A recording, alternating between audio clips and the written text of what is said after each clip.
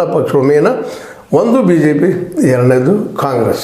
ಇವರಿಬ್ಬರಲ್ಲೇ ಮಧ್ಯೆ ನಡೆಯುವಂಥ ಒಂದು ಸಂಘರ್ಷ ಈ ದೇಶದ ರಾಜಕೀಯ ಅಂತ ಈ ಸಂದರ್ಭದಲ್ಲಿ ಹೇಳ್ತಾ, ಈ ಇಬ್ಬರಲ್ಲಿ ಯಾರು ಗೆಲ್ಲಬಹುದು, ಯಾರು ಸೋಲ್ಬೋದು ಅನ್ನೋದು ನೆಕ್ಸ್ಟ್ ಬರ್ತಿರೋ ದಿನಗಳಲ್ಲೇ ಅದು ಈಗ ಆಡಳಿತ ಮಾಡುವ ಬಿ ಜೆ ಪಿ ಕೈಯಲ್ಲಿ.